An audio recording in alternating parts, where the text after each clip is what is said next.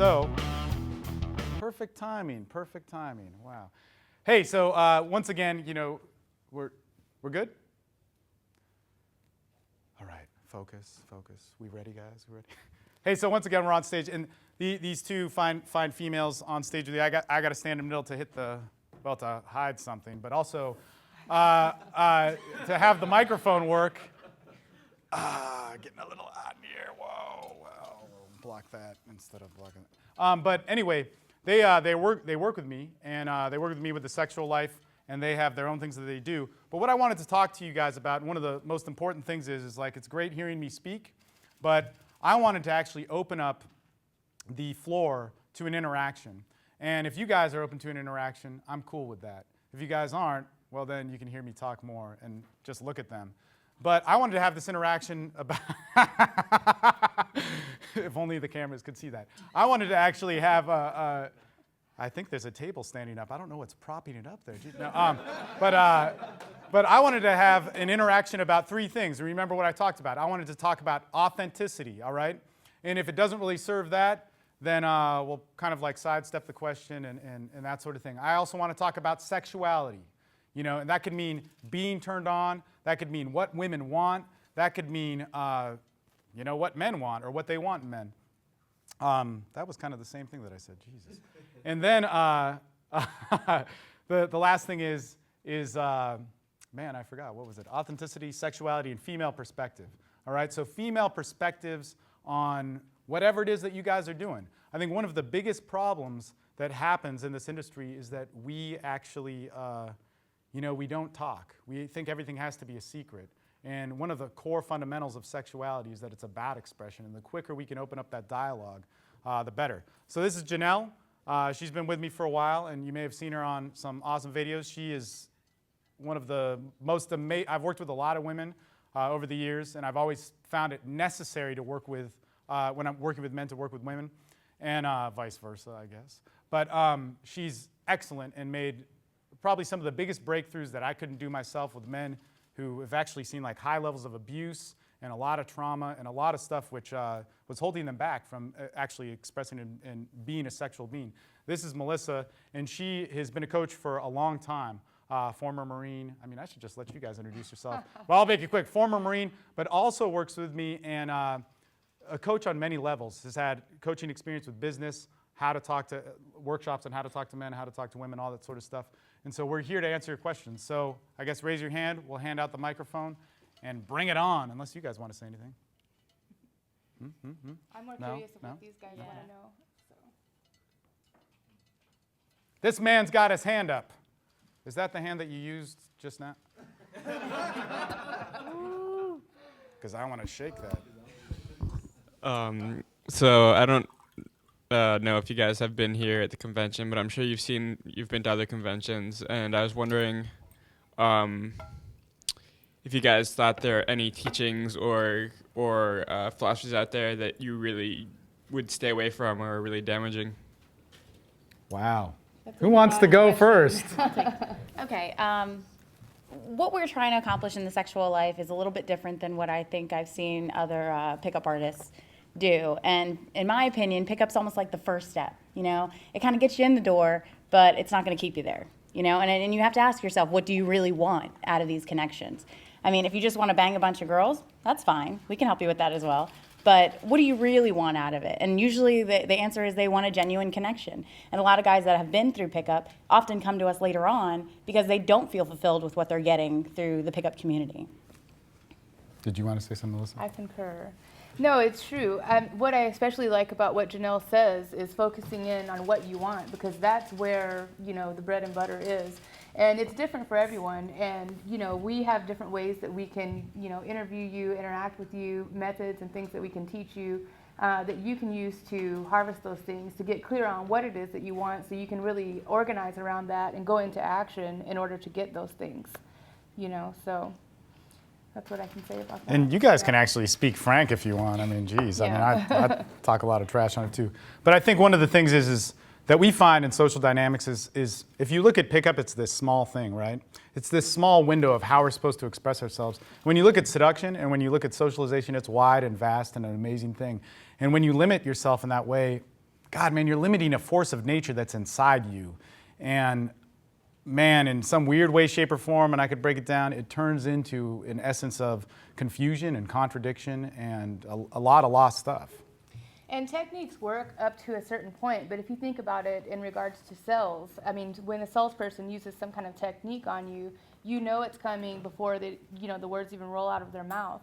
Technique's fine up to a certain point, but after that, you really have to tap into it and have an authentic experience, a real connection, something that is, not false. That's what shifts from, okay, let me think about this 1, 2, 3 step, and I'm going to do this. Whenever you approach a girl in that way, it's going to trigger their defenses in some way or another, and it's going to limit, what you could have, whether you're trying to have sex on the first night and that's that, or you're trying to have something more, meaningful or what have you. So, technique is good to a certain extent, but then you have to learn tools and learn different ways in order to have a more real connection. In those connections, just having authentic interaction with someone, you can feel it immediately. There's no game, it's not fake, it's not a facade, so on and so forth. It just shifts and transcends everything immediately, I mean, another thing is, what do you do if you're not a 10? What do you do if you're not 6 feet tall? What if you're not charismatic and have a sexy British accent? Where do you go from there? You know what I mean? You deserve to have someone that cares about you, that is interested in you, that's attracted to you. I mean, like she said, those techniques can only take you but so far. Personally, for me, whenever I'm in like a seduction situation, I never see another girl as a direct competition to me. I never see another woman as a direct threat to me, because there is something that she can offer that is different than what I can offer. My experiences that I've lived through my life allow me to offer someone else something different. So I don't see someone else as competition. But what we try to do is, since it's a very individual-based program that we work with, we try to see what it is that you have to offer and bring that out of you and make it better. We don't want to change you into puppets. This man's got one. Chicago, Illinois, in the house. With the nice hair. I know, man. We're like, he's not here for the pickup stuff. I thought he was from the beach. Totally, yeah. You two both being beautiful women as yourselves, what are your biggest frustrations first on when you first meet someone in a bar, and also, when you develop a relationship with someone, when you're in it for 6 months and, it's that time where you're like, are you going to stay with them or are you going to drop them for someone new? It's a good question, man. Solid. Well, I mean, for me, if I'm in somewhat of a bar situation, and I mean, what would be frustrating to me is if I see a guy across the room, and it actually happened recently. I was, in some kind of bar in New Mexico, and I see, I'm Marine, so I'm like scoping out the whole room. I know what all of you are doing, and these two guys are sitting by the window, and then I don't know, 30, 40 minutes later, they move right next to my girlfriend and I's our table, just much like this. And then it's just like, you can see what they're doing a mile before they can even see what they're about to do, and that's, I mean, frustrating to a certain extent because it's not engaging. It's kind of fake. It's like, it's not very smooth in another sense, whereas if it's just, you can see the game a mile away, and it's, no fun to hunt if, the animal's dead on the ground over there. I don't know. So I don't know what you can say on that. Now, I think one of the most frustrating things is when men can't read your body language or your social cues, which generally leads to me being behind someone going, That's true. So that's probably a big thing, and I think that's something that's easily fixed if you take the time and work on it and learn and understand body language. But yeah, that's probably the most frustrating thing. Well, and actually, you asked more than this, and this was interesting because I've had discussions with Melissa about this, and both of you guys. First off, once again, bringing it back to authenticity and sexuality. Sexuality will happen if you allow it to happen. And really, your technique is there to facilitate an environment.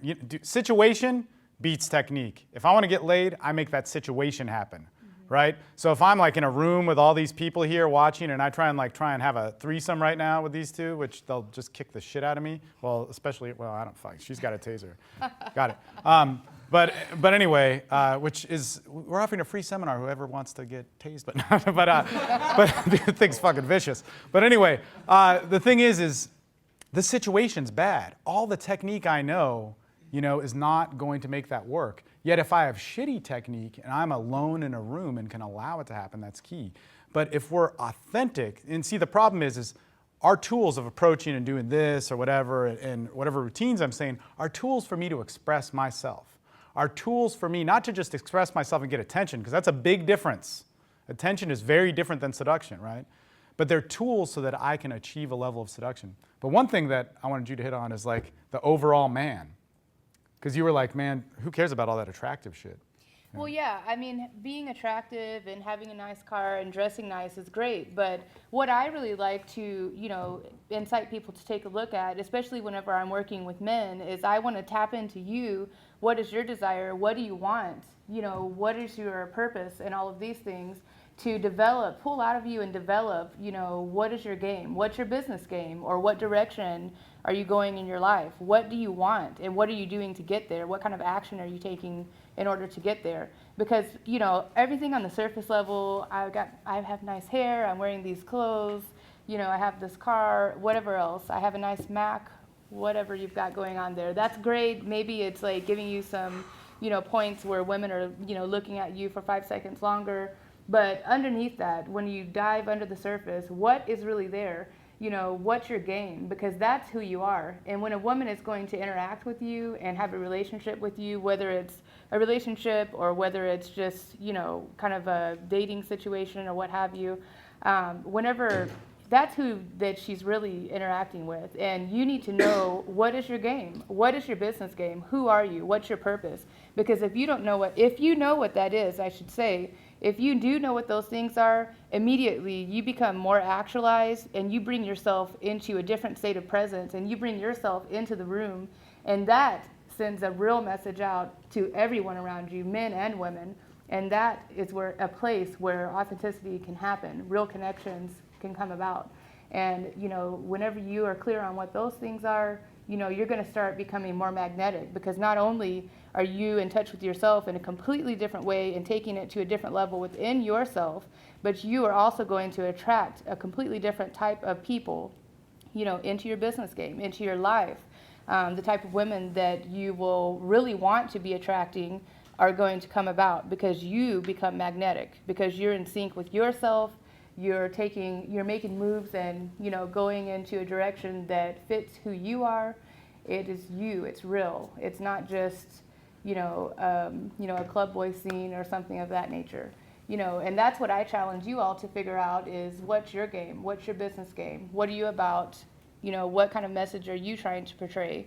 And what are you doing to get there? And actually, before Mark, you answer, I want Janelle to have unless you want to pass, but.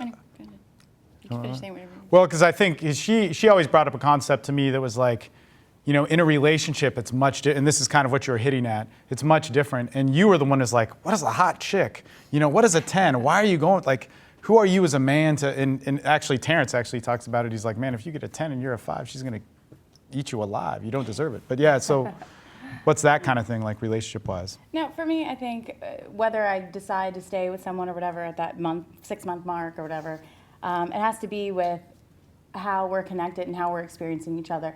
If they're experiencing with me, if they feel with me. And one big thing that we come across a lot in our clients is nobody experiences anymore. A lot of guys that know techniques and that come to us with game. Yeah. It's a one-way street. They're there and they're saying all the right things and they want you to respond back to them with the right answer. But if you respond something different, they're thrown, they're floored, they don't know how to react because they're not experiencing the moment. It's a two-way street.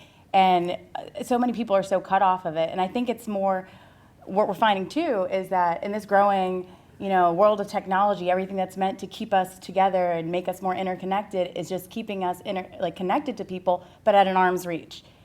People lack the ability to socialize anymore. They don't even know how to talk to people anymore.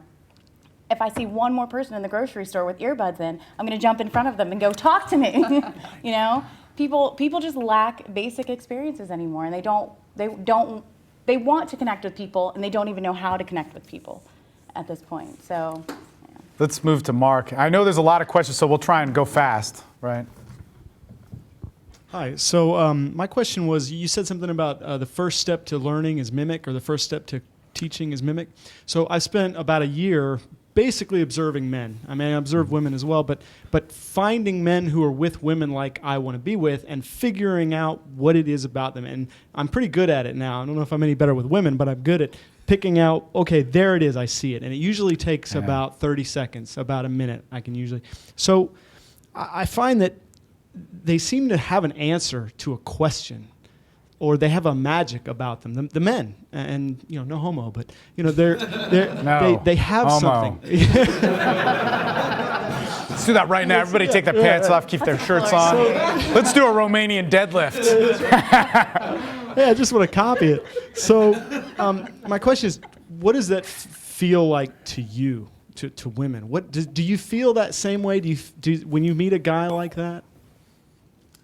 Oh, if there's like the magic kind of thing? Yeah, it's almost, it is a personal thing about that guy, and it sometimes depends on the guy and the girl and how they interact, but sometimes it's just the way the guy is. I mean, he just... I think I understand. I mean, there's guys that speak a social and sexual language that is nonverbal, that's communicating directly to certain women. And when do you see that? I mean, sometimes you just feel that, And the thing, naturally, as humans, when somebody...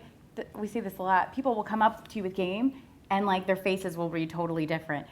Like if you come up to me with a smile, my natural response, like the muscles in my face are triggered to, prep for a smile myself. And simple things like that they don't even do, and then they're wondering why they can't get these women. But if you're coming up to me frustrated or nervous, and I can feel that. Our brains are hardwired to connect with other people. When you tell me a story about running, the center of my brain that lights up has to do with the part of my brain that would light up if I were actually running. So you just have to kind of pose yourself in that same mindset of what you're trying to get, if that makes any sense.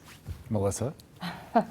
Well, definitely. I mean, between men and women, as Steve was saying earlier, and what I believe too, and it's just true, there is sexual energy.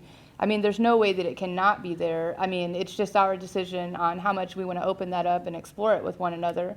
And you don't necessarily have to be having sex in order to experience that sexual energy, because it's just the nature of the game. It is what it is.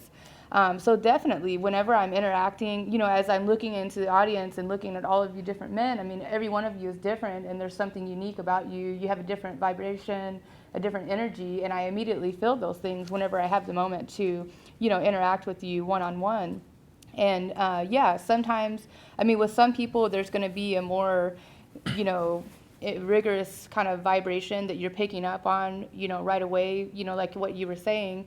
And some people, maybe it's not so much or what have you, but we do feel those things, and we pay attention to that as well. I mean, of course, that kind of leads back to attraction, and the different things that you're attracted to. I mean, there's so much, on the nonverbal side that's going on, that where we're communicating before we even get to the verbal piece of it. So yes, we definitely pay attention to those things. I think it's a good thing, one thing that you could do as well, and it sounds like you have, to up your game and awareness of what the playing field is. And if you're paying attention to those things and noticing them, it's going to, make you way more intuitive to the situation and to the women that are in the room, and you'll be more adept and aware of how to approach them in a way that will be more responsive, where they will be more responsive to you, I should say. Let's actually move on to the next question. We're having a seminar after Jared's speech. We're going to have the room till 8:30 if you guys want to Q&A it. It's something that Anthony wanted to do for it. So you can get longer answers there and all that sort of stuff. But this is good stuff we're talking about. I just want to get as many questions in as possible. Well, hello.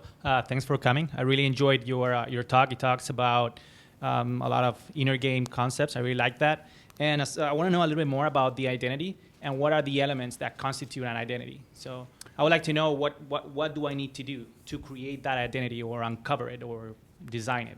Cool. Really quick, I'm going to answer it, and then they're going to answer it. Number one, you have to discover yourself. And the way that we work on doing that is the first thing you do is do an inventory, which everybody is like, how do you get technique from this? To be honest, man, the techniques and the stuff that we do, and you can ask some of the guys here who've done it, they'll tell you. I mean, it trumps, it redefines social dynamics, man. You get to be yourself. You get to be the man who shows up and has the presence to attract the sexuality that you should attract, not all the stuff that you just want. So it's inventory. You look at yourself and there's like questionnaires and all that sort of stuff and experience. Who wants it next? I feel like part of the problem, or part of your question was problematic in itself. Like, how do you develop an identity? You already have an identity. It's a matter of, uncovering it or accepting it. And if you have some things that, are not some positive parts of your identity, working through them and connecting to them. You already have an identity. That's not for us to build. We're here to develop it more and to develop the good parts of you, not to give you an identity to be someone you're not. Because who you are is good enough as you are. Quick Yeah. answer. Well, most definitely. Whenever what I do in coaching, working with Steve and Janelle is definitely look into you and pull out what is it that, help you see. I mean, you're like, everyone's like a puzzle, and you have to see what your different puzzle pieces are. And as you start pulling those things out, and it's really important to do with someone else, you can see yourself to a certain extent. But whenever you come together in a team situation, or whenever you come together and you're working with coaches or what have you, they give you a completely different view of yourself, and it helps to fully pull yourself out and bring yourself into the room in a way that you can be present, at a completely different level. And then, it's just self-actualization at the end of the day. I'm actually going to pause here. So for questions, we're actually out of time. But look, afterwards, go watch Jared's speech. He's an amazing dude. He's the man in the suit back there. Sexy, man. I wish you'd come up here on stage and... Dapper fella. Anyway, so watch his speech. Afterwards, go get a quick bite to eat and come back in this room. We're going to be here, and we want to talk to you guys. We want to individually workshop with you guys. It's for free. There's also an infield stuff for, I don't know if you guys signed up for the free infield thing that I'm doing tonight, but if you did, talk to me. But it's going to be from whenever this ends, maybe whatever this ends, go get something to eat, 7 p.m. to 8:30. It's on the schedule. I think 7 to 8:15. Come in here. It's going to be more intimate. We're not going to be on a stage. We want anybody who wants to have a piece of what we talked about. That sense of getting to know sexuality, exchange, femininity, seduction, and even ask tough questions. You could talk about sexual escalation questions. You could talk about even like sexual dysfunction questions. We are here to talk about them, with you guys and work through them. And so that's what we're here for. Hit us up on the breaks, talk to us individually, and that's what we're here to do. We love what we do, and we love living the sexual life. Any final thoughts? Be there. Yes, come talk. Come talk. Come talk. All right, we got to take a picture on stage. Have coffee. Anybody who doesn't want to be on Facebook, well, it's not going to pick you up, but cover your face. Woohoo! Checking in. Look at that, man. And the iPhone freezes. Get yours. It's over there. What the fuck? Technology. Yeah, that's me. Anybody have any last questions? Final thoughts? Nothing? We were amazing. Well, thank you guys. And the sexual life. Oh, here we go. Woo. Get close, ladies. What the fuck, man? Have some pride. Woo!